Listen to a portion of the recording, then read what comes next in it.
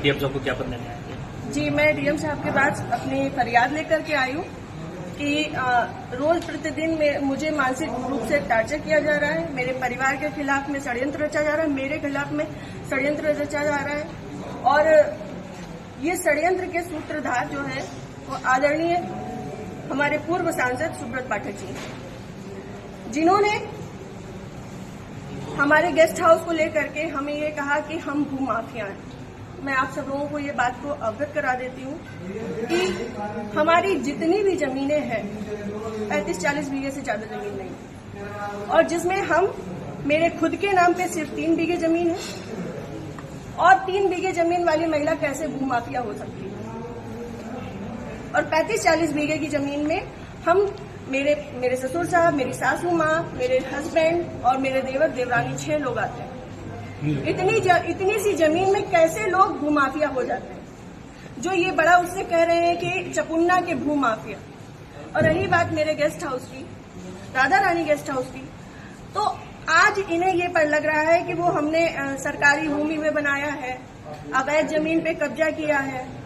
तब क्यों नहीं लग रहा था जब 5 साल से उसी में दावतें खा रहे थे, भारतीय जनता पार्टी की मीटिंगें कर रहे थे, हमारा पैसा खर्च करवा रहे थे, रोज मीटिंगें हो रही थी, तब क्यों नहीं ये आपको लगा था? आप पूर्व सांसद के ऊपर एक आरोप लगा रहे हैं। बिल्कुल, आप भी बीजेपी के कार्यकर्ता? मैं बीजेपी की कार्यकर्ता हूँ और बीजेपी में ही काम करती हूँ शुरू से लेके लास्ट तक। जब तक मेरा जीवन मुझे अलाउ करेगा, जब तक ये कन्नौज के नेता मुझे सहज भारतीय जनता पार्टी में रहने देंगे, तब तक मैं भारतीय जनता पार्टी की ही सदस्य हूँ।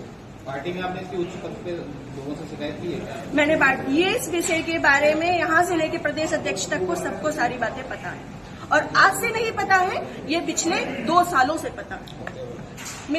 मेरे पिताजी, मेरे ससुर साहब, मेरे हस्बैंड, मेरे हम सब लोगों के लिए हत्या तक का मतलब षड्यंत्र रचा जा चुका है, और विगत के चुनाव के निर्णय के बाद ही रचा गया। पिछली 4 जून को रिजल्ट आया है, पिछली 3 जून को ये हमारे गांव गए थे। हमारे गांव जाकर के इन्होंने, हमारे राइवल्स हैं जो, उनके घर जाकर के इन्होंने 2 घंटे की बैठक रखी जिसमें षड्यंत्र रचा गया। और उसके बाद ही उसी दिन इनके एक प्रमुख कार्यकर्ता कहिए, चमचे कहिए, कुछ भी कहिए, वो जीतू त्रिपाठी, उन्होंने मेरे ससुर साहब को फोन किया, जिसकी मैं रिकॉर्डिंग आप सबको भेजूंगी और चाहूंगी कि मीडिया में आप चलाएं।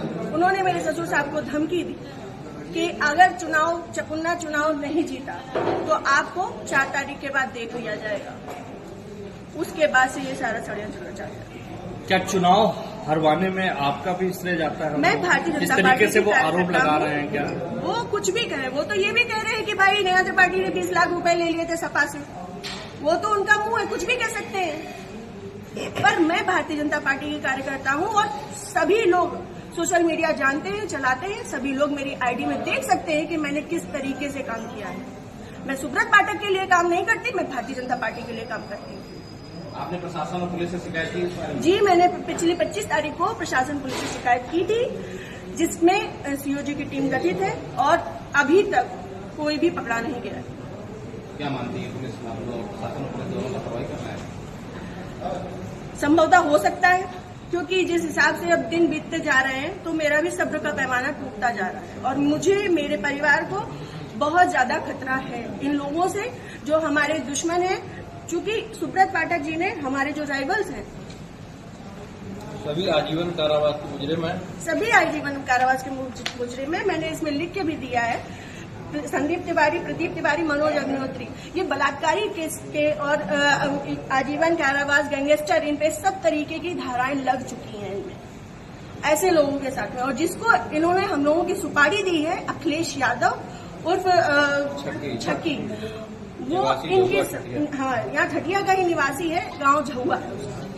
वो इन लोगों के साथ में, सुब्रत पाठक के साथ में भी जेल में रहा है और इन लोगों के साथ में भी जेल में रहा है, और अभी फरार है। और इन लोगों की मोटरसाइकिल भी उनके पास है, अभी तक वो भी बरामद नहीं हुई।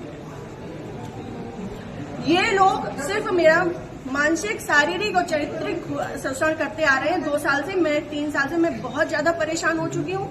अब ये चीजें नहीं होंगी। आज आपने जिलाधिकारी से बातचीत की, क्या उन्होंने आश्वासन दिया? उन्होंने मुझे पूर्ण आश्वासन दिया है कि इस पे निष्पक्ष जांच होगी, क्योंकि हमारे पास रिकॉर्ड्स भी हैं, हमारे पास सबूत भी हैं और बहुत सारी चीजों के सबूत हैं। समय आने पे मैं वो सब आपके सामने रखूंगी।